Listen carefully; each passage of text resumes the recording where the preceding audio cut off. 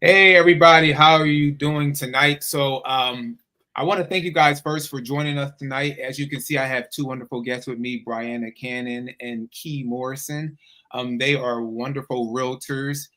Key is out of Metro Atlanta area and Brianna is in the Philadelphia area. So let me know where you guys are tuning in from if you are on this live tonight.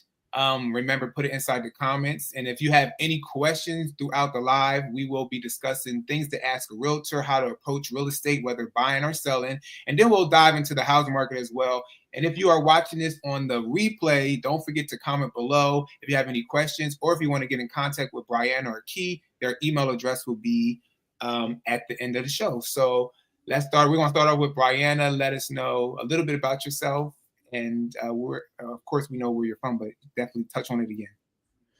Hello, everybody. Thank you so much for having me, Devon. I'm really excited to be here and to be a part of this conversation with you both. I am a realtor in Philadelphia. I have been a licensed realtor for 22 years, believe it or not. My experience has ranged from, everything from working in administrative roles within real estate companies and at different brokerages, from being a licensee myself and selling homes, working with buyers and sellers of residential. I do some commercial leasing. I have worked in commercial property management in terms of like tall buildings in Center City, Philadelphia, and being on property management staff there. And I've also, in more recent years, started my investing journey, becoming a landlord, having a rental property, and I'm looking to grow that in the future. That is really what my background and experience has been in real estate. I love working with first time buyers. I love working with repeat clients because that's where most of my business comes from. People that I know, sphere of influence, and word of mouth, and just being able to help someone on that journey to, just this idea of being able to have a part of the dream and being able to work toward financial freedom. That's what kind of keeps me going and keeps me in the business. And so, yeah, that's just like a little bit about me. All right, and we're gonna let me check these people real quick. Thanks for joining us tonight, James Clark. That's actually my dad. Thank you, Dad. MH08, thanks for tuning in tonight from he's in the chilly Denver, Colorado area. He said Oh, wow. finally 28 degrees. And I know Von Shay, Nicole. Hey, what's going on, Von Shay? She said, hey, Clark, happy Sunday. Hello, beautiful ladies on the panel. She's also in Denver, Colorado. And then we got BJ here from Southern California. What's going on, BJ? So now we're going to jump. We appreciate you guys all being here tonight. Please stick around. If you have any questions, please put them inside the chat. This is definitely going to be very helpful if, again, you want to ask a realtor any type of questions. And we're going to jump into Key, and she's going to tell us a little bit about herself. Go ahead, Key. Well, hey, everybody. My name is Key Thomas. I'm from Michigan originally, but I live here in Atlanta. I'm a licensed realtor. Like Brianna mentioned, I'm also a investor, so I mostly do buy and hold investments. My husband and I self-manage and operate our rental here in Georgia, and then I also have a rental property in Michigan. So I've been doing that for several years, and that's kind of what launched me into real estate. That was after inheriting our family's home, our great grandparents' home. So I'm really passionate about legacy. I'm passionate about, leaving an inheritance for future generations. My passion is for ownership. So I do love working with buyers. I tend to attract a lot of investors, though. Buy and hold investors like myself, experienced home buyers, but I do still tap into my sphere of influence and try and be a resource, to just people in the community who may have questions about real estate and getting started as well. So that's a little bit about me. Well, again, we appreciate these lovely ladies for being here tonight. What's going on, David? David, he lives in Omaha, Nebraska. He's also a fellow real estate YouTuber. So if you guys have any time, you can go over there, subscribe to his channel, watch his videos. He's a wonderful realtor out in Omaha, Nebraska. So if you need a referral, if you got any clients shifting over there, Key or Brianna, hit up David. So the purpose why I reached out to Brianna and Key is just to have look, this might be somebody Brianna. Oh, hey mom. Hey, what's going on, mom? Good evening. Hey. The purpose of having Brianna and Key on here tonight is to kind of touch on things to ask a realtor, right? As we go through real estate journey, people will come to us and they'll, might not know exactly what to ask, any questions as far as trying to obtain a realtor to help them buy or sell. So we just want to kind of have questions like dialogues are around these questions. And so I will start in regards to, I'll base it off of a scenario that I had recently, and then we can kind of build on it, I guess, per se. So it's really that I had a gentleman come to me. We got on the phone and he said, that he had got pre-approved, which is always a great thing that we kind of, want people to be in the pre-approval stage.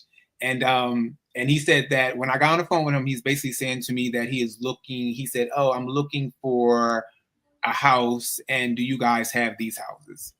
So it's almost like he didn't understand, I guess, the context of real estate as far as like the houses are available throughout the whole entire MLS.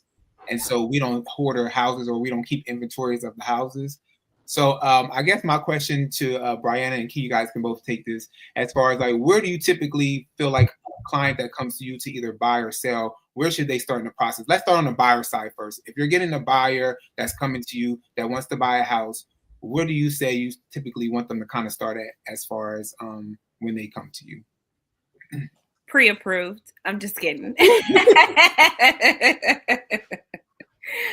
No, I mean, I love what the example you just gave of the buyer that, reached out and mentioned that he was looking to buy a house.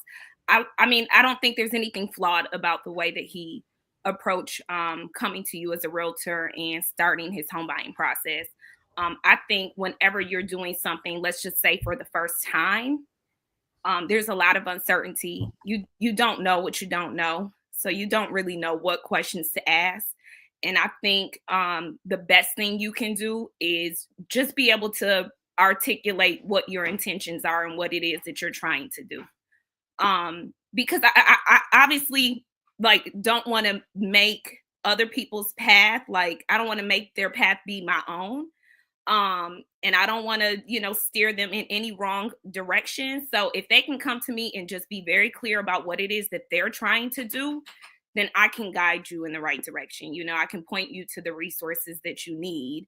Let's say if he didn't come pre-approved and that was something he was concerned about, connecting with a mortgage lender, so that he could start that pre-approval process. So I would say, number one, just knowing what it is that you're trying to do. If it's looking to buy a house, call your realtor and let them know you're looking to buy a house. All right. How about you, Brianna? Yeah, I agree with what Key said, and I would add to that. For me, in a lot of cases, I actually appreciate when they're not already pre-approved, because sometimes if you have a client that comes with a pre-approval, they feel like, they would lean more toward that particular lender. But it is really important for the realtor and the lender to have a rapport. So when a client comes to me, if they are already pre-approved, I find out, if who's the lender, have I worked with them, what's the reputation of this lender, has their reputation, put out good results, or is it not so great? And I like to recommend lenders to my clients. And I always tell them, of course, this is your choice. You don't have to, work with anybody that I recommend.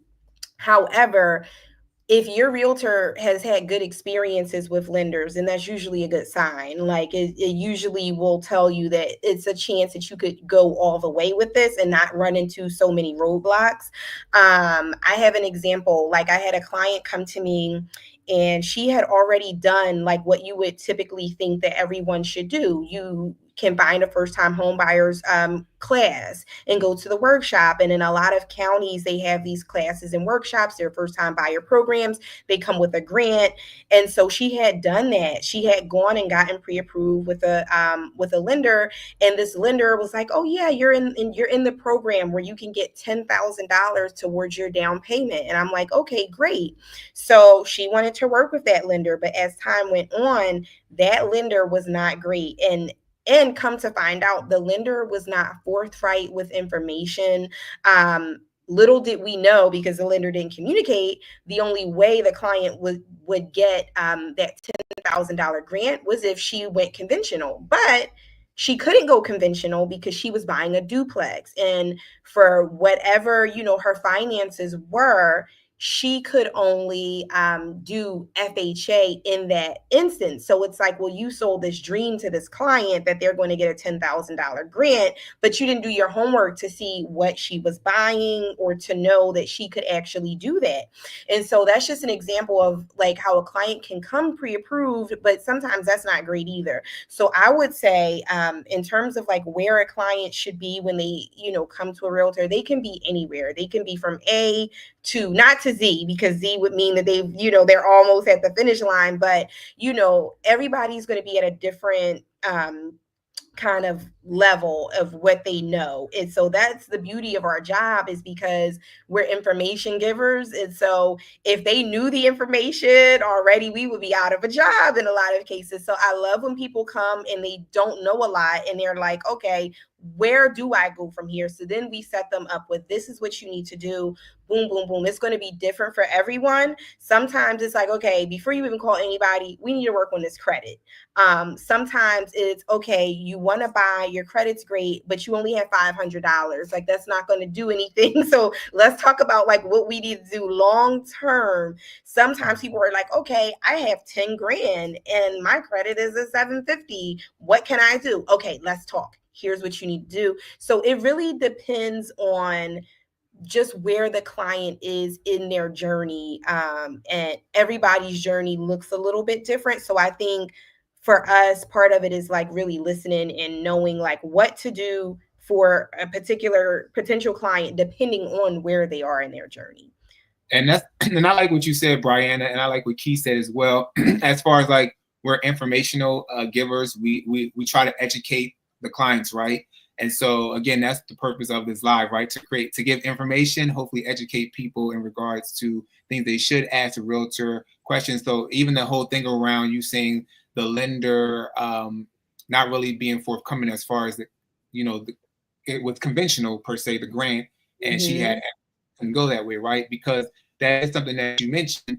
When if a person does come pre-approved or not, we as realtors want to have a conversation with that lender, and we want to be hand in hand with them, right? Because this is a whole community of, it's not just one person's transaction. You have the lender, you have the realtor, you have the client, but you have a home inspector, you have an appraiser, you have like all these different people that come to make people's dreams come true as far as them owning a home. So I guess to go to the next step further, what's going on? Good evening, Lang. How you doing? This is my cousin too. What's going on, Lang? But we appreciate you guys coming on tonight. Don't forget to ask any questions inside the chat. Remember, we are here to answer any questions you guys may have. So when it comes to, I guess, the next step, okay, so like you said, Brianna, you don't care if they come, pre-approved or not, pre-approved per se. What's going on, Paris? What's going on? She said, "Hey, Bess." Hey, girl. Look, I was like, where my people at? They showing up, showing out. So I guess the next thing I would say, okay, so let's go down the route if someone came pre-approved, okay? So I know Brianna, and then we're gonna touch the way you said it, Brianna. So we're gonna touch the way Keith said it first, and then we're gonna go Brianna's way. So I'm gonna just say, all full disclaimer, the pre-approved thing was a joke, but but not. I think Brianna hit the nail on the head when she said, seeing where you stand, right? Seeing where it is, where you are in your process, and us being receptive, being active listeners to, understanding kind of where they are in their process. whether you come pre-approved or not. Just being able to, like I said, articulate what it is your intentions are, and then for us to be able to unpack kind of where you are in that process, like where do you stand, so we know, what the next step should be. Yeah, that's important because some people, and I'm sorry, Divine, but what you just said, Key, is like I just had an experience that really like spoke to that a lot, because sometimes people are like, oh yeah, I'm ready, I want to buy, and then they get pre-approved, and then you take them out and they find a house, and then they even get under contract, and then they might say, oh, we just had a big family change or a big emergency, and so we have to like just kind of disappear. Like, so it's like, well, what happened? We just went under contract 3 days ago, and your home inspection is this afternoon. How did we get here? So yes, in terms of like the client first being knowing like, can I really do this? Am I really ready to do this? Because sometimes people have like all these other family dynamics and different things going on that you would never know about because you don't know them personally sometimes. And so even that can be a thing where it's like, well, wait a minute, did you really assess where you were in life that you could really move forward and do this? So you're so right about that. That's why I kind of wanted to see like the travel to two different roads, right? We'll get back to your question in a second. That he's like, is it the cheaper client? So like traveling down Keys Road, right? If a person comes pre-approved, what are the next steps that you're looking at? Because I want to travel down this road as far as the next questions you might ask a client, or you feel like a client should ask you, and then we'll travel down Brianna's road. So like you said, as far as if they're not pre-approved, you want to kind of see where they're at credit wise or whatever to kind of get them to possibly, that might be a reason why they might not be right. So let's travel down the pre-approved road first. And so Key, what would be the next steps after somebody came to you pre-approved, and questions that you might ask them or that you think they should ask a realtor to kind of keep the, the ball moving? So one thing I've learned, even with working with experienced home buyers, right? Meaning they purchased a home before. So, we kind of make the assumption as professionals that we all speak the same language and they kind of understand what the next steps are. I try to take that preconceived notion out of the equation. I don't want to assume anything. I assume that I'm working with a first-time home buyer, even if I'm working with an experienced home buyer, and I don't want to skip any steps in this process because I don't want us to run into a fork in the road. And and let's just say I didn't do a good job at doing my job, explaining the process and what to expect and kind of what we were doing next. So regardless, pre-approved or not pre-approved, I want to understand what is it that you're trying to do. Brianna mentioned that she's worked with clients who wanted to purchase a duplex, and for whatever reason, that meant that they needed to have a certain type of financing in place. So, I need to understand what you're trying to do. If you are trying to purchase a duplex, I want to know what do you kind of know about, duplexes, and what don't you know? So I can be able to handle those questions and those concerns and get those things out of the way. So for me, like I said, that first conversation, that consultation is really getting to know you, getting to know what it is that you want, and understanding where you are in your process so that I can assist you further. As soon as I can figure out those things, like Brianna said, if it's a matter of you being credit challenged, then we need to focus on the credit.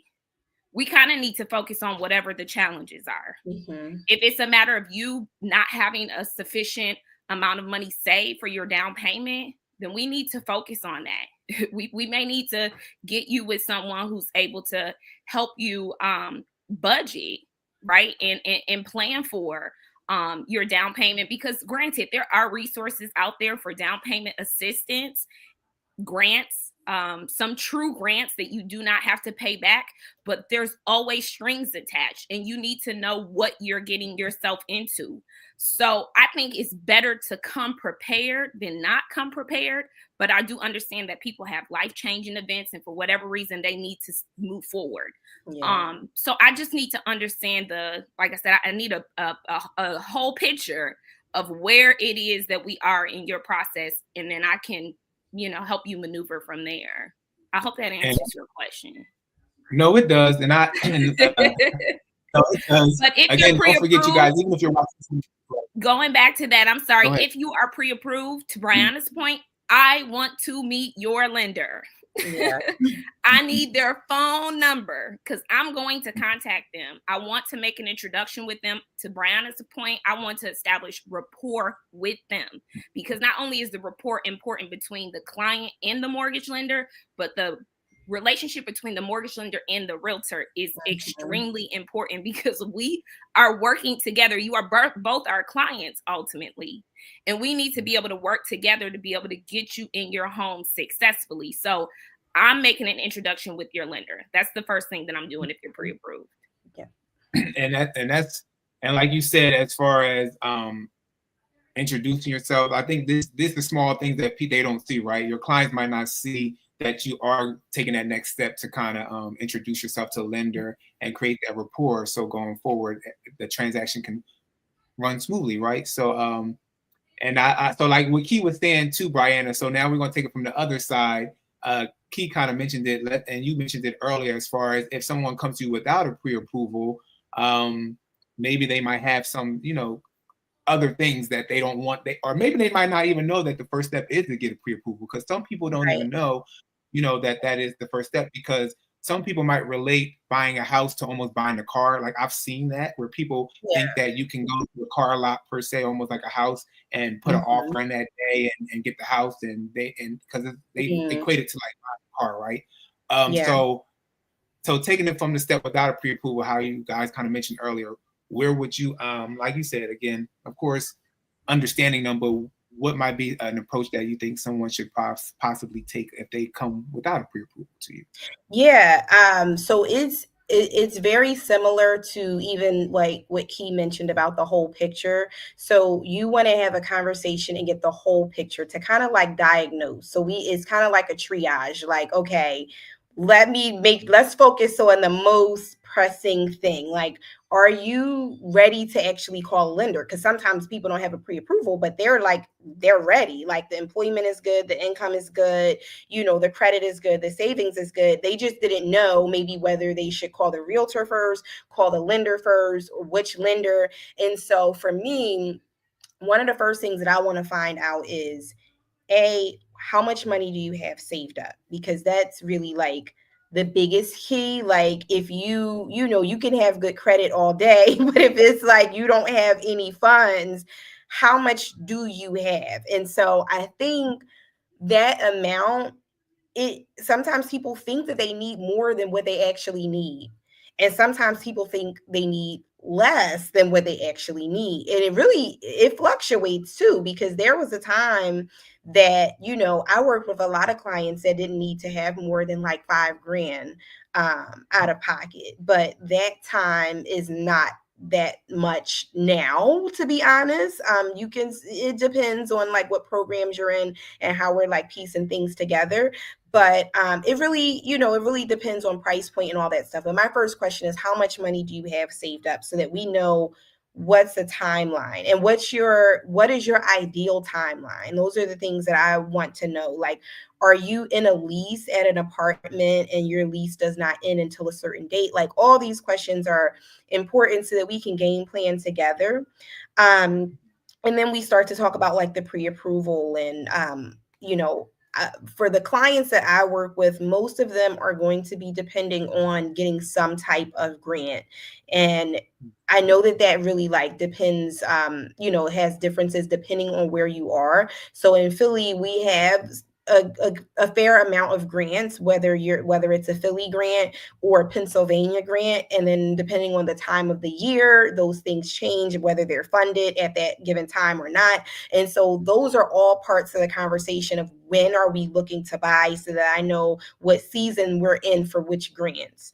And then two, some grants that are not city or state dependent, but they are bank dependent with their community and community reinvestment funds. And so then we start to talk about that to figure out like what will work best and which lenders I should point them in the direction of. So those are the main things. I would say definitely how much you have saved up, what is your credit, what is your timeline, and yeah, and what's your monthly budget. I think that helps people to really hone in on like what's realistic for them, because people don't know how to identify like, oh, can I fit into a $200,000 house, a $300,000 house? What does that look like in terms of monthly payment? So unless somebody just has a bunch of cash where they could just like buy something outright or put like a huge down payment, that monthly payment piece is going to be the key. So we talk about that very early on. And so those are like the probing questions that I need to get down to the bottom of if we are pre-approval status. So okay, and it's so the whole concept of buying real estate. What I always tell people is that everybody needs to be transparent through the whole journey, right? yeah. Whether it be the realtor, the lender, the client, and it's okay. I know it might be vulnerable. People might get vulnerable because their finances, right? People don't want to expose certain things. You don't have to expose your finances to the realtor all in full, right? You can give us like the whole, if you're going through a down payment program and those things like Brianna kind of stated, but the lender has to know all the finances. So you have to be comfortable, expose yourself, be very transparent. And so we're going to jump into this right question real quick that James had put in the comments, and then we'll go back because I want to kind of dive into the whole down payment part, right? Because some people do go through those programs. That could be like a piece. So he said, how difficult is it if you have a client that constantly wants to buy cheaper than the set price? So any of you guys can answer this. How difficult is it if you have a client that constantly wants to buy cheaper? I'm just gonna assume that James is referring to the actual sales price for the house that Correct. they're interested in. Correct. Okay. Yeah. I mean, we get this all the time. I think everybody is typically set on wanting to feel like they got a good deal. Even if it's already priced to sell at a good price, I feel like a lot of people come in wanting to, put in an offer on a property under the actual sales price so they can feel like they got a good deal. I think education is key, right? And I'm talking about education from your realtor. I always, anytime we're, preparing to put in an offer on a property that my clients are interested in, we're going to always run a comparative market analysis. And what that is I am simply going to pull other properties that have been bought and sold in that same neighborhood that are similar in bedrooms, bathrooms, square footage. I want to get as close to the subject property that you're interested in. And I want to be as current as I can in pulling homes that have been bought and sold in that neighborhood so that you can see what is reasonable for that particular property or for that particular market. Obviously, you have to take into account, the condition of these properties, because some properties are bought and sold in the same neighborhood, but some are just in far better condition than others. So we do take, into consideration all of those things and we make adjustments. But I'm going to tell you what it is. If I believe that this property is priced to sell and that it's within reason, I'm going to back that up with, showing you some other homes that have sold in, the last, let's just say 90 days. I kind of don't even want to go back further than that because our market does change by the quarter. But if I believe that the price is too high, I'm also going to tell you, I think there is some room for negotiations. Now, how we approach negotiating the sales price is going to look different. Yeah. What about you, Brianna? Yeah, I think it's just about communication. I mean, all the things that Key mentioned are, I definitely echo.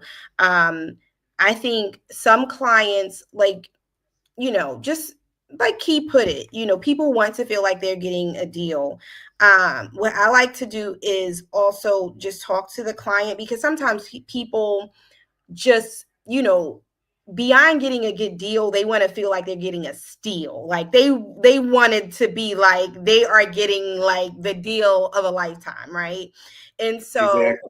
when you are being reasonable, I think that's one conversation that you can have with a client. Like if they're being reasonable, but if they're being like, because according to James's question, it sounds like this is a person that's just doing this for the thrill of it. We have to have a real, like a heart to heart conversation on, you know, we're not wasting each other's time. Like I am not writing up some crazy, ridiculous offer so that you can feel like you're getting a steal when we know where this is going to go. So, what I will do a lot of times is it starts with a verbal conversation. Like, because assuming that we've already done comps and sent this or showed this to the client, and they still feel like they want to go in lower. And this is most of our investor clients that are going to do this, right? It's always the investor clients. So, I will have a verbal conversation with the seller's agent just to kind of get in the mindset of the seller as best as possible. They don't always give you a read on that, but sometimes you can, just depending on the rapport. And so if it seems like there's a little bit of a desperation and we can like have a little bit more wiggle room, then okay, yes, because my job is to always like, work in the best interest of the client, but we're talking about to a reasonable degree and not to waste someone's time and not to be absolutely ridiculous. And so I think, yeah, to James's question, I think we're talking about those ridiculous clients. And so it's just a real conversation that we have to have. And it usually works out where they get it in the end, because a lot of times the investors, they're on the seller side too, so they kind of, they know what they're doing, and so they get it. You just have to have that conversation with them. What's going on, Eddie Smallhorn? What's going on? So Eddie, his wife is Christina Smallhorn. She is a big real estate YouTuber. Christina, every Sunday, 4:30 p.m. If you like real estate talk, real estate chats, go over and subscribe to Christina Smallhorn's YouTube channel. And David Matney, he said there is a difference between making an offer and buying a home. Mm-hmm. I like that. There is a difference between making an offer and buying a home. And so, like you said, we have to be um, I feel like people have to understand the art of negotiation, right? I feel Yeah. like people are losing it where, like you said, everybody's trying to get like this. I want to get this sucker of a deal and go low and just, hammer them hard. But people don't realize that it has to be on both sides, right? Both sides have to win somewhere, right? It's negotiating. That's what real estate is. We want to make sure our clients get a deal as far as if they're buying or even if they're selling, but we also want to make sure the other side feels that they got to do it too, right? Because if you don't, you bump heads, right? And then it falls through completely Yep. anyway, because one side is not willing to give. So I know clients, and I like to hear that, like, oh, I don't feel like, because some of them like, you're not working hard enough for me because you're not giving me the deal that I want. It's like, no, I'm working hard enough for you, but you also have to understand that we cannot steal a house from nobody, So, Yep. and if people don't, they don't get it. They feel like you're working against them. Like, no, we're working for you. We're just not going to, the other side is not going to allow you to just take their home.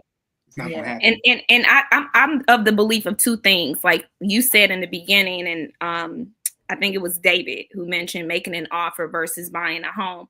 I am of the belief that you have not because you asked not. So we can ask, but Mhm. that doesn't mean that they're going to say yes, right? And to Brianna's point, we can ask within reason.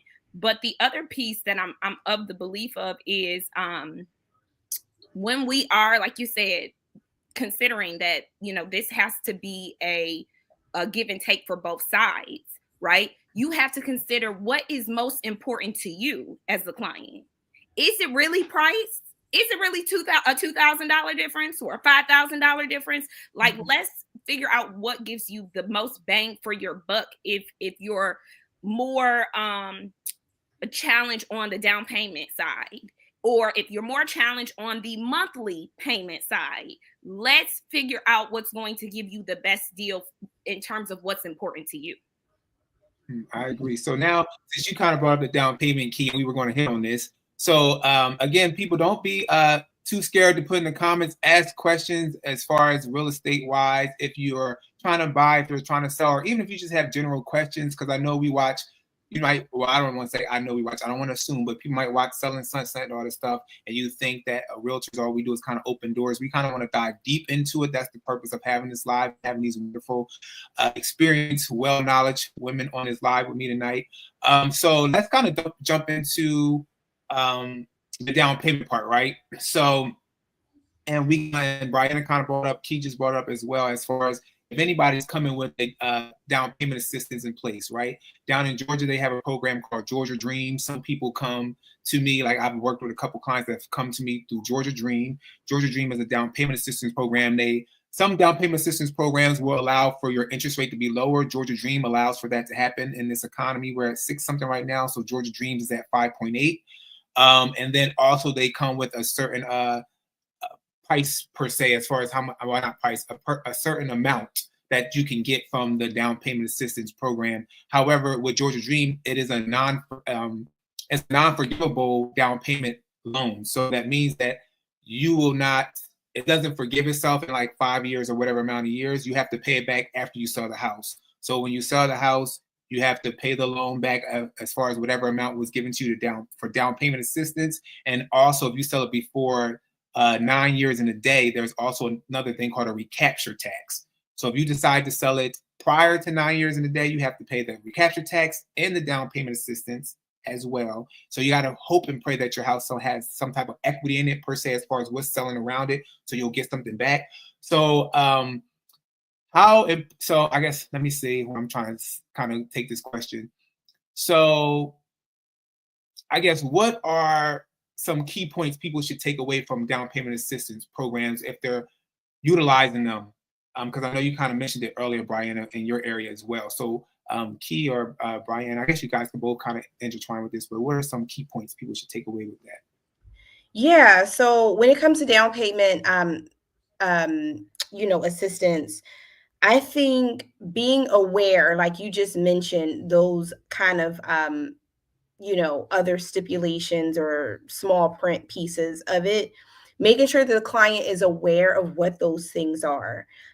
We have a similar one in Pennsylvania, which is like it's the Keystone program. It's called like KFIT, and in 10 years it would be forgivable. It's forgivable in 10, but if you sell it quicker than the 10 years and you have to pay back whatever portion, like every year they forgive 10% of whatever that amount was. So like just being aware of that.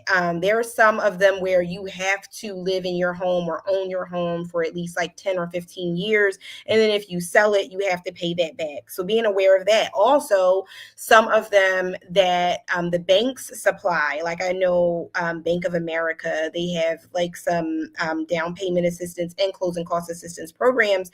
But for most buyers, they come at a slightly higher cost. So either your interest rate might be a little higher, or you have like higher points to pay on that. So just being aware and then making a decision on, does this outweigh the negative? Like, does the negative outweigh the positive? Because in a lot of cases, you cannot get to the finish line without some of these programs. So if it means getting you into home ownership, then okay, let's deal with paying it back later or whatever. But we want to get you into home ownership because that's the only way that you can start to build that equity, like you talked about.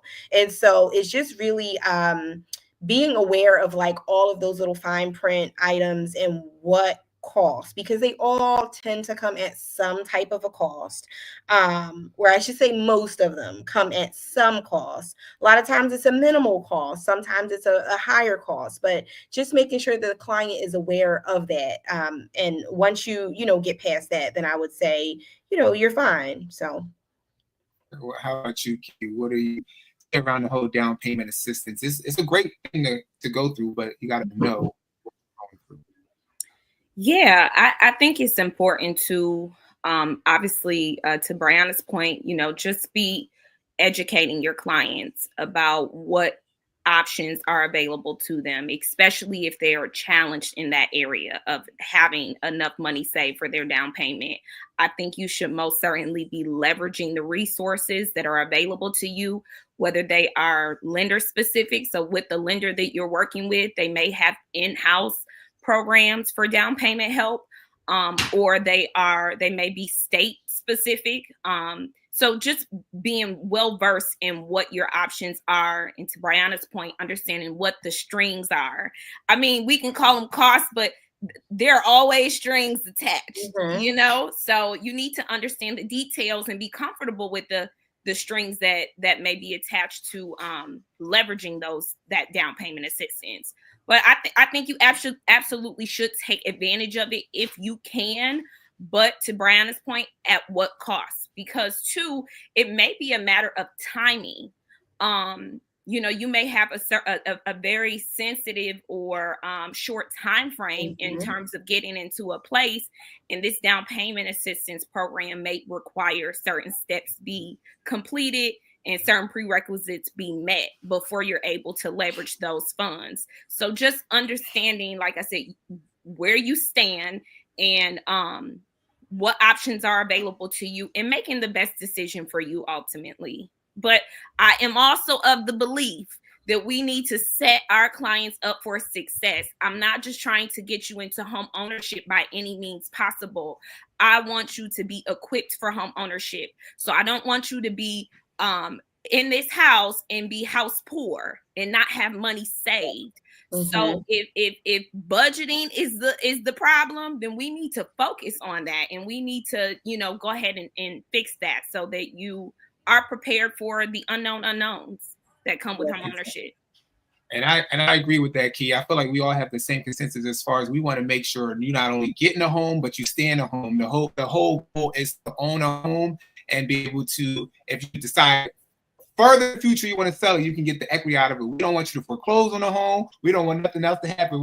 The purpose is to get you in, stay in, build equity, build wealth within your home, and pass it on to either your loved ones, little ones, or decide whatever you want to do in the future. Let's see what David said here to Brianna. He said, question for Brianna. What you say? Yeah. So, what's the one thing someone relocating to Philadelphia should know before they move to the area? That's a very interesting question.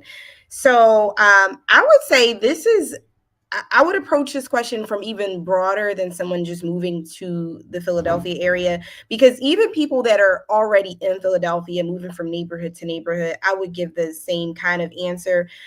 The way that I approach that is, if you have a question, because sometimes people have a question about safety. Is it safe? What is this area like? What do I need to know? And so, one thing that I'll say is, as a realtor, we have to be careful with how we talk about neighborhoods, how we talk about cities, because what I might think is wonderful and fantastic and safe, someone else might not agree. And so, what I usually do is I point people to websites about local safety. You can look up, zip codes and things like that. The safety aspect is just the first thing that came to mind, because I get that question a lot of like, well, what is this area like? And I'm like, well, I mean, if you ask me about West Philly, I can tell you about West Philly because that's where I live, and I've lived in different parts of West Philly all of my life. So obviously, like, I think it's good enough for me. Like, I think it's great, but that is very subjective. So that's one thing I usually tell people, scan around if you can come and visit and see what neighborhoods, because every neighborhood has a different vibe and a different feel. What do you like? Do you want to be somewhere where you can commute quickly? Where will you be working when you move to Philadelphia? Will you be driving? Will you be catching public transit? So if you want to catch public transit, that will point us into certain directions, because some places are like off the beaten path. And, we have I would say we have a really comprehensive transit system where you can pretty much get anywhere. And so those are some of the things that I would ask. I meet a lot of people that move to Philadelphia. Most people that move here are either moving for school or work. And so, it's going to really be about where do you need to be that's central to where you're either studying or working. And if you're one of those people that, because I meet these people too, where they're like, oh no, I just didn't want to live in my small town in Texas anymore. And I picked the place on the map and I just moved. And I'm like, wow, that's so interesting, because I would never do something like that, but so many people do, and they get here and they're like, I love it. It was the best decision ever. And so I think Philly is one of those places that you either like love it or you just are like, no, thank you. And most people love it, but you have to find where your vibe is. Like, are you a downtown person? Are you going to be a South Philly person? Because that's different than like a Mount Airy vibe. Like, everything is so different from the styles of the homes. Like, what you see in West Philly, you're not going to see in Mount Airy or West Oak Lane. So it's like every neighborhood, it has different architecture. Do you want to be in a 3-story? Like, you can only find those in certain areas as opposed to like smaller homes. So it really it depends, David. I love this question because I love to talk to people about Philly and just the different dynamics of the different neighborhoods and the different histories and things that you can find there. So I would approach that question on a kind of like a person by person basis, depending on why you're coming here, what do you need from the city, and how are you getting around. So that's my answer. Hopefully that makes sense. So he kind of followed up. He said that makes sense. I was thinking things like property taxes, commute time, or radon, etc. I know the safety topic is a fair housing topic. So, Yes, let's see what property property. tax. Yeah, that's a hot topic. Property taxes is an interesting one because historically, Philadelphia's property taxes were very low. We had property, like our assessed values on the counties, and they were very under assessed. They were low for a number of years. And I would say about 3 or 4 years ago, they started to reassess the homes, and now they've been doing it like very often. So people have seen jumps in their property taxes. But the benefit of being someone who is an owner occupant and that's going to live in the property, you do get a discount. So it's called your homestead exemption. And so there is an incentive for people who are living in their properties as opposed to just like investors. So property taxes, that's a very interesting question. A lot of neighborhoods are seeing taxes on the rise. And unfortunately, we do see gentrification in a lot of neighborhoods, and that is affecting the property taxes. It is affecting people that have been in their neighborhoods for a long time. And it's becoming more and more difficult for them to stay in those neighborhoods in certain cases. Commute time, again, that really depends on where you're going, because we have like the blue line, that's our elevated train, and that gets you pretty much anywhere very quickly. We have a subway. You could live out in the suburbs and get on the regional rail train to get in center city within like 20 minutes. So it's a very good in terms of commute time. Radon, I don't think radon is a particular problem here in Philly. It depends on where you are in the house. So I do recommend people get their radon inspections. Some people opt for it, some people do not. But I'm not seeing any ridiculously high levels of radon on a large scale. But sometimes you might go into a home and it might have a higher level of radon, just depending on I don't even know what the factors are, because it's very hit or miss. Oh, Lord, I miss Philly. He said, I'd rather be in Philadelphia, WC Book. I'm like, when you were just talking about Philadelphia, I'm like the orange line, the blue line. I'm like, oh, Lord, the days in Philly. So we're going to Yes. pass this. So, Philadelphia.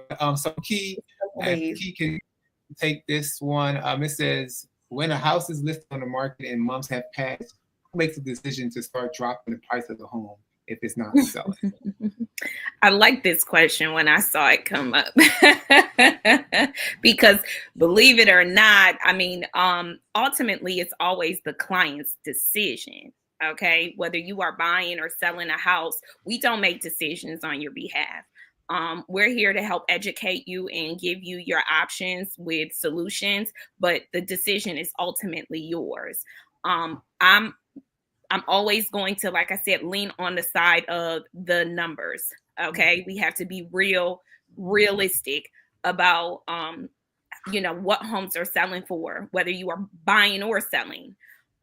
So when it comes to my seller clients, if they've got a home and it's been listed on the market for an extended period of time, first of all, that time frame is going to be relative to their neighborhood. Some homes sit longer than others in certain neighborhoods because of a varied number of reasons. And it could be typical for their market. So I don't think that's any reason to get like really concerned or aggressive about adjusting your price unless it's warranted, unless the market is suggesting that your home is overpriced. Okay.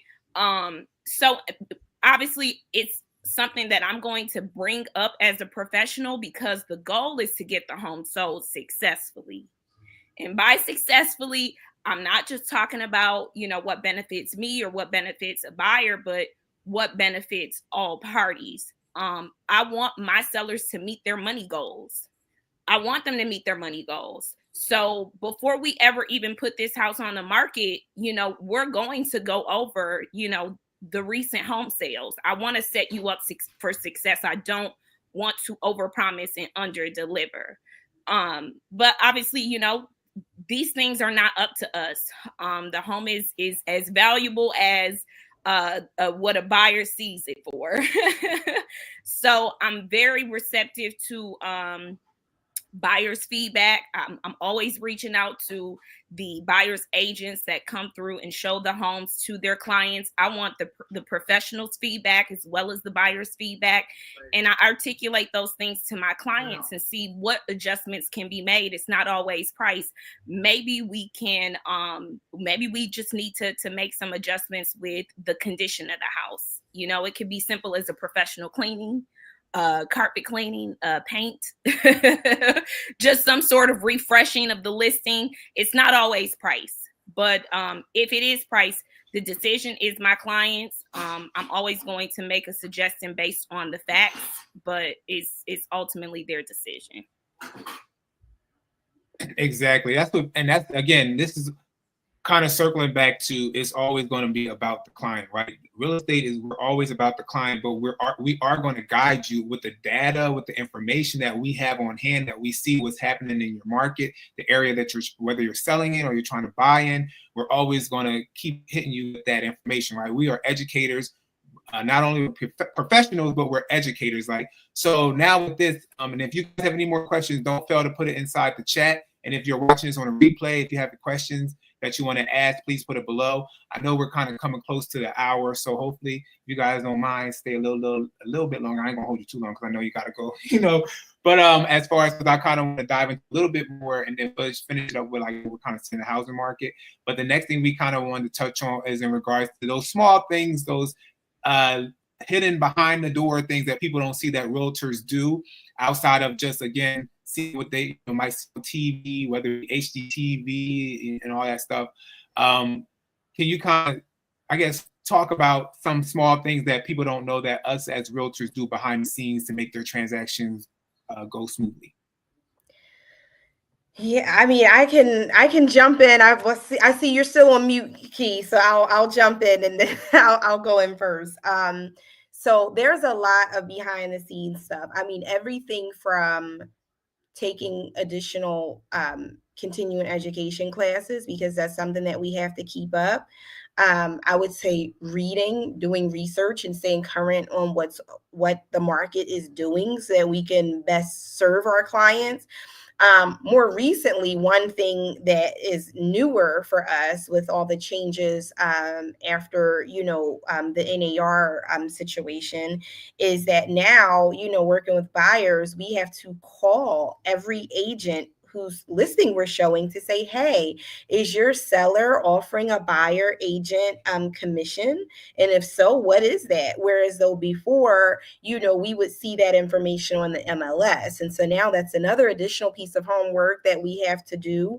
And then once we've done everything from the consultation, making a report with a new lender that the client may have come with, kind of setting them up for their portal so that they can see all the properties that are coming on the market, all of those things, sending them, doing the paperwork, because some realtors, they may have a transaction manager, some do not, and they're doing everything their own. One woman show here, and I'm going to be changing that soon because it's not feasible for me anymore. So I just gotta, kind of take that leap and get some additional help. But every document, every change, every addendum, the back and forth, the DocuSign, and all of that stuff. And then once you're under contract, just all of the negotiations, sending things to the lender every time there's a change, just all of those things are constantly, going on in the background, and communicating with your own brokerage, getting, making sure that the title is ordered, doing the conveyancing, just everything that has to go into the background. So the opening doors and showing the homes, that is like a very small percentage of what happens to get a deal from, open to close. So yeah, those are just like a ton of things that come to my mind when I think about all of the background stuff. But it can be a lot. Yeah, it takes time. It's a process. How about you, Key? Yeah, I think one of the things I'll emphasize that Brianna touched on was the communication, right? Not only are we, our client's point of contact for all things, right? Even when the mortgage lender is involved, okay, and we're obtaining financing for the house. If we're on the buyer side, the buyer still looks at us for all their questions, right? Which is not a bad thing, because obviously we have to point them in the direction that they need to go, and we're here to guide them to do that. But we are responsible for the communication across all parties, okay? Because we don't want anyone to drop the ball, because not only is that a reflection of us and how we run our businesses and how we're handling our clients, but we don't want there to be any inconveniences to the client in their home buying process. And we know how critical every step is, and how timing is truly of the essence. So we're communicating across all parties, with your mortgage lender, with the title company, with the cooperating agent. Okay. There's just so many moving parts. And if we don't stay on top of it, right, we kind of charge our clients with the responsibility of doing that. And that is a lot. That's a lot when you are preparing to purchase a home, to have to, reach out to the lender and reach out to your realtor and ask all of these questions. I mean, as much as I don't enjoy being overwhelmed with those tasks, and to Brianna's point, it is important to bring on support and delegate and, get some more help in our businesses. I am very much like a control freak sometimes. I just need to know that everybody is handling business. So I'm going to check the checker. I'm a trust, but I'm going to verify that this is in fact being done, and that everybody is following through. So that we don't miss any steps. Like she said, we dot our I's and we cross our T's.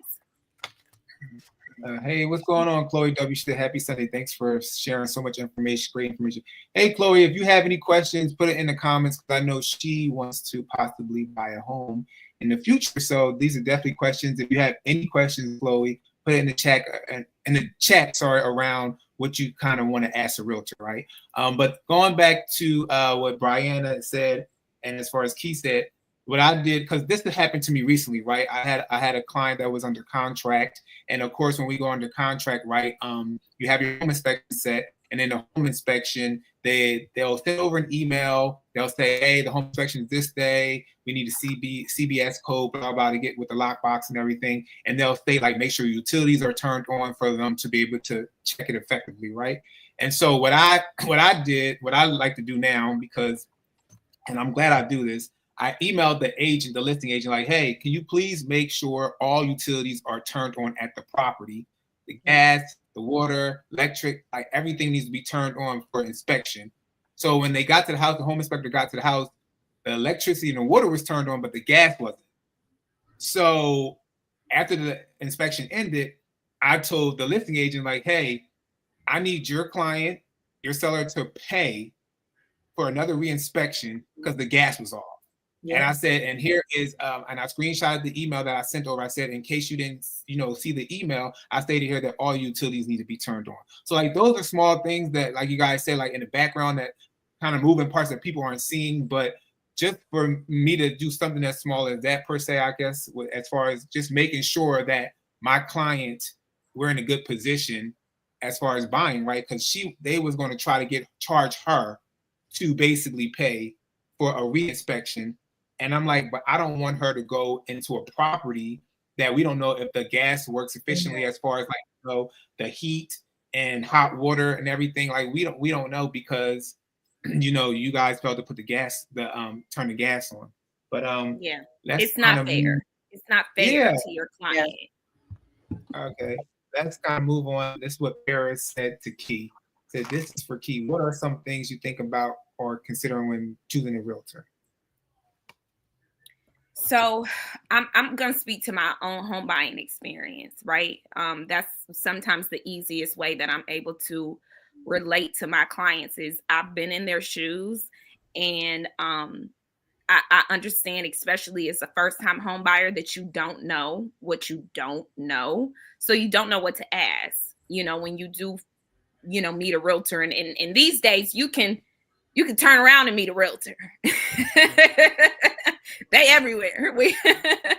But I think it's truly important. And I mean, whether your realtor owns a home or not, if that's important to you, that may be important to you.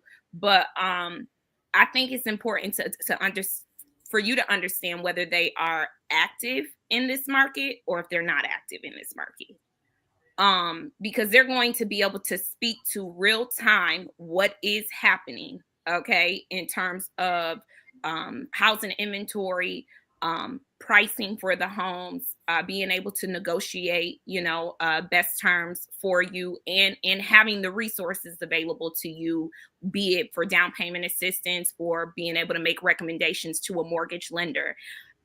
If they're not active, or if they hadn't been active, then they probably don't really have those pieces in place in their business. And I think it's important for you to have someone who is, I wouldn't say that they have to be full time, but they need to be real time in this real estate market, because it is ever changing.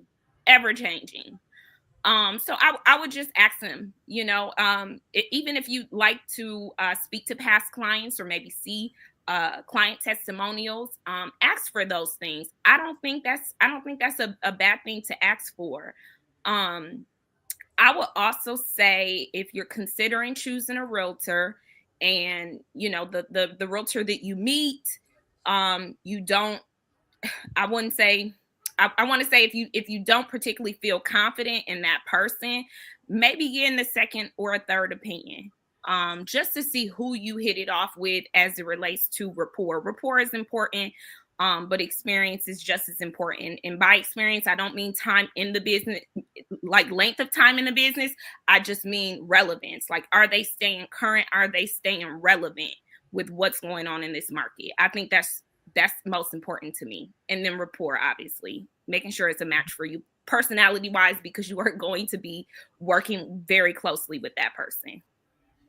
And so we know Brianna got to go. Me and Key, if it's okay with Key, we'll stick around for like 10 more minutes on the live. If that's okay with Key. Brianna has to go. Paris did want to hear something a little bit from you as well before you kind of jump off, Brianna. And if you guys want to reach Brianna in the Philadelphia market, we'll put her email and her right here on the screen while she's kind of ending out this last question. Yeah. So, and thanks for the question, Paris. And I'm assuming that it's the same question that Key just answered. Okay. Yeah. So, in terms of working with a realtor, I agree wholeheartedly about the rapport. One thing that I would say, and I love what you said, Key, about it's not always about full time. It's about real time, because that is so true. one thing for me that I think people should find out from their realtor is communication styles, and like being able to know, and this is really on the part of the realtor too, to let the client know, this is how I typically communicate, this is when I'm typically available, can this work for you? But in terms of the client asking that question and finding out from the realtor, it is really important to find out, is this a person that you can mesh with? Is this someone who is explaining things clearly to you? Because you probably can get a sense on that first or second conversation. Can you understand what they're saying? Because in a lot of cases, and I've had clients come to me that say things like, well, I found this other realtor, but they're really busy, or they're like they're more like a big time, like somebody who's really popping on Instagram, or, that kind of thing. And they were not really, responsive to me, or they didn't really explain anything to me. So communication, that's for me, that's the biggest thing. Do you get red flags when you talk to this agent? Do you feel like you're important to them, or do you feel like you're just somebody lower down on their list, that they're giving, it's a privilege to talk to them? Because that's not how it should be. You want to talk to somebody that you can level with each other, you feel comfortable communicating, and you feel as though they're going to hear you and see you and be able to respond to you and explain things to you when you have questions, and not, make you feel like these are stupid questions, or, like, like it's going over your head when they're answering your questions. So that is the biggest thing for me. The expertise or the experience and the amounts of years that people have been doing things, that doesn't really matter. It is really about, can this person, can they communicate with me? And also, are they knowledgeable? Like, do they know what they're doing? And what is your support system like? Because sometimes, some agents are new and they might not have a lot of experience, but they might have a lot of passion, and they're really serious about the profession. But if they have a mentor, or if they are, working on a team with a really good support system, and they have trainings and all those things, because we all started somewhere. So that's why I think even number of years is not like the be all end all. So also find out, like, what does their support system entail, and what that looks like for that agent. So those are the things that I would recommend. And I just want to again say thank you for having me on your show, Clark. This was amazing, and it was so great to meet you, and to be in the company of you too, Key, and all Nice of to meet your, you. thank you, and all of your viewers with such great questions. And so, yes, this is my email on the screen that you see. I would love to answer any other questions. If people have questions about the Philadelphia market, or you would like to buy in the Philadelphia area, just hit me up, and I'll be excited to connect with you. Yes, you guys. Thank you, Brian. This is a college friend, so we met in college in Philly. I appreciate you coming on here, talking to the people in regards to real estate, asking the realtor questions. And we didn't get to really dive into the Philadelphia housing market with you, but hopefully you'll come back and we'll talk about more about the Philly housing market. But I appreciate your time, and we Thank will you. see you Yes, I would love soon. to come back. I would love to come back and talk Philly market. So just let me know a date that works, and I'll be back. Okay, all right. All right. Okay, Thanks. see Bye, you, Brian. everybody. Bye. So me and Key are gonna finish it out. We saw some more questions inside the chat, and then I'll make sure to put Key's email as well, because not only contacting Brianna, but you can contact Key. She's down here in the Metro Atlanta area. She's a wonderful realtor. That's the purpose of me getting both of them on here. Anybody I kind of bring on this platform is because I know that they're great at what they do. And real estate is about working together with everybody. So I just love you guys. So that's so Key, we gonna so we're gonna hit it with Chloe's question. I guess I'll let you kind of talk about this, Keith. She said, are there any green flags or red flags that we should look for in hiring a realtor or a home/neighborhood? Okay. Are there any green flags or red flags that we should look for in hiring a realtor or a home or neighborhood? I Okay. guess she's being like, and when she's Okay, searching red the name. flags in all of those areas and green flags. Mhm. Okay. I think Brianna and I have pretty much covered some of the green flags, right, as it pertains to choosing a realtor. We talked about obviously them being current and staying relevant with the market and what's going on so that they can properly educate you. Brianna touched on communication, responsiveness, right? Are they available to take your questions when you have questions? And when you have questions, are they explaining them in such a way that you understand? I think all of those things are green flags. If you can check those boxes, if those things are important to you, then I think you're kind of on the right path of finding you a great realtor. In terms of neighborhood, that's going to be very relative to the person, I believe.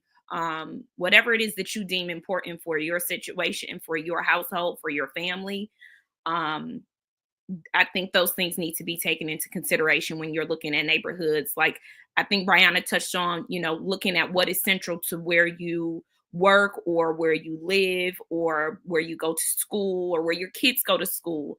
Like you have to be taken into consideration your family dynamic and how that neighborhood is going to either support or be a challenge for whatever your situation is. But home, red flags and green flags for a home. Always, always, always, always have a home inspection done. Yep. Period. New construction or resale, you should have a home inspection done. And vet your home inspectors as well as vetting your realtors. Make sure that your home inspection is very thorough and they cover all of the details.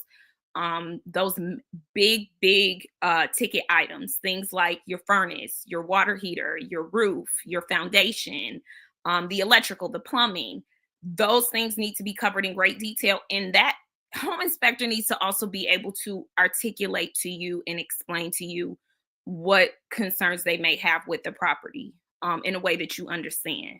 Okay, because we're not contractors, neither are they, but they, that's their area of expertise, and you need to refer to the experts when you have questions about whether this house is mechanically sound, whether it's structurally sound, and they need to be able to provide answers for you, right? Or at least refer you to whoever can provide answers on that. So I think those things are extremely important in a home. Obviously, everybody's strategy for home ownership and investing in home ownership is different. Like I said, I'm a buy and hold investor, so I'm not entirely concerned with how the homes are appreciating in a certain neighborhood.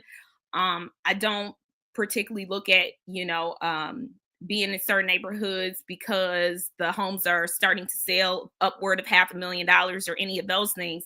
I'm looking at rent comparables. I need to know if I'm going to get a good return on my investment as it relates to renting out this property. So it just depends on your strategy as far as those other factors for a home.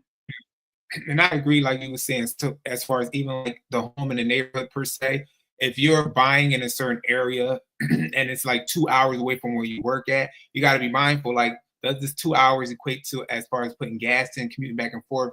Is it a difference between how much I'm paying on a monthly mortgage to be closer, or does it make sense to be further away, compounding like that gas money that'll kind of accrue in there? So it's like small little things like those tiny little minute little things that you can kind of add on and see, like, does it make sense for me to move 2 hours out and commute in? Does it make sense if my child's school is an hour away and all these things? So like he was saying, kind of like looking at those things about around where you're trying to purchase that. So MH08 said, are there realtors that specialize in senior relocating, not wanting 55 plus, etc.? So I'm like, they're definitely realtors that specialize in senior I'm going to say senior living per se, because relocating kind of all goes hand in hand as far as when it comes to getting into a house. I would say, how do you feel like Barbara? I know Barbara out of the Cascade office down in Georgia. She works with a large population of seniors. Do you feel like she would be like a good person to kind of specialize? Like she kind of specializes a lot in like senior living per se. Yeah, I think because this person specifically mentioned not wanting to live in like a 55 plus adult community, um, I mean, you may be looking at your just typical resale, or new construction communities that are, a lot more diverse in terms of demographic.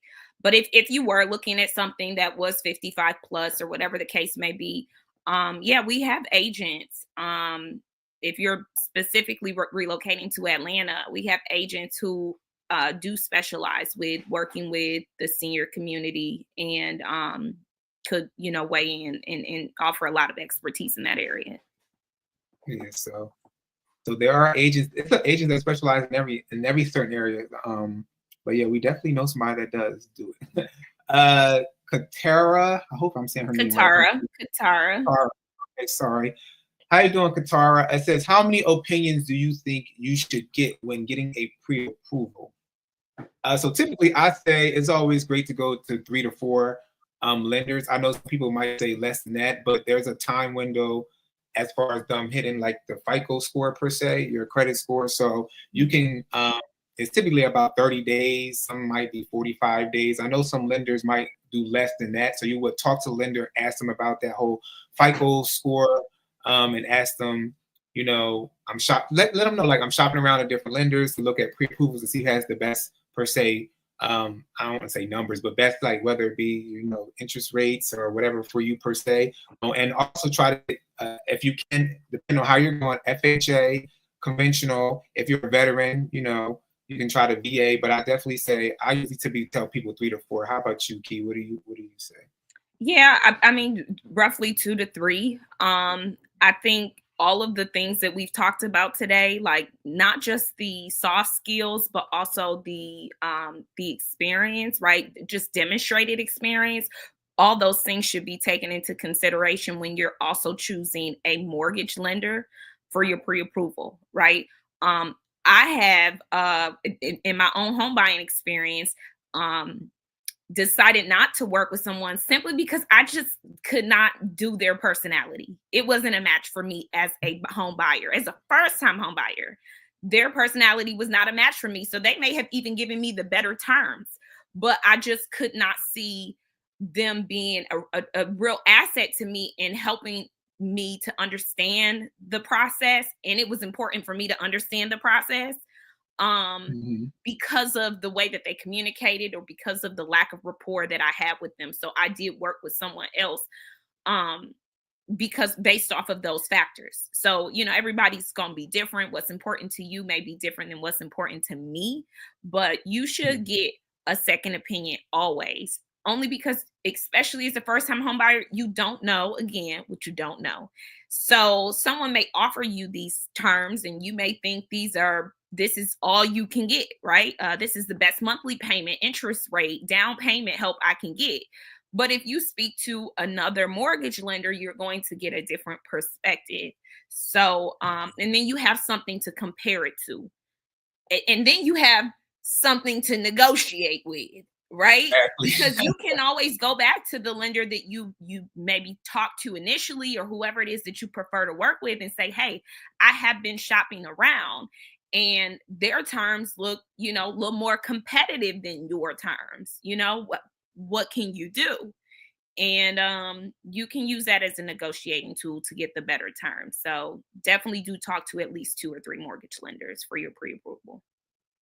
Yes, everybody like we mentioned earlier, like Key and Brian mentioned earlier, you definitely want to, interview. It's like you're interviewing everybody, right? You're interviewing the realtor, you're interviewing the mortgage lender, because they all want your business, right? It's at the end of the day, you're interviewing these people, and you want to make sure you go with the best person that makes sense for your home goals, right? So definitely shop around and interview. So let's go down here. They are privileged to have you as a client. Let's see right here. Lang said, in a 55 plus community, can a person buy a home who is younger than 55? If so, how? As far as I know, and Key, let me know. I think you really 55 plus communities, you have to be it's a certain percentage of how as far as living per se in that community. The person that buys has to be 55 plus. but you can have maybe another person living in the house with you that's younger, but the buyer has to be 55 or plus. What you say, Key? That's my understanding of it as well, is that they do have certain guidelines and requirements that they have to meet as a community in terms of the demographics to truly be deemed a 55 plus community. So they may have some restrictions around how who's able to live in that community. And to Devon's point, I think the way of getting around that is if you're maybe living with someone who is 55 and older. Let's see. David said exactly. Some agents have been in their first year 10 times. Basically, David kind of talking about what we stated earlier, what Key and Brianna said. Like, it's not always going with the quote unquote the agent that's been in business forever. It's been going with the agent that might be current in the business now, because the markets they really change, and you have a lot of agents that get their license and they might be referral agents, they don't work in business at all. They might just have a license because maybe they're investors and they want to buy properties, flip them and list them and put them out to sell. They might just be an agent that just holds their license because they're like, when I buy a house, I want my compensation. I don't want the other side to have it. So there's many of reasons why people hold licenses as agents, and it's nothing against them. But when you're trying to work with an agent, you want to make sure, ask questions like how current are you as far as in this market? Maybe when was sometimes you can ask things like, when was the last time you sold something or helped a buyer do something? Small little questions like that, so you can see how current they are with the market.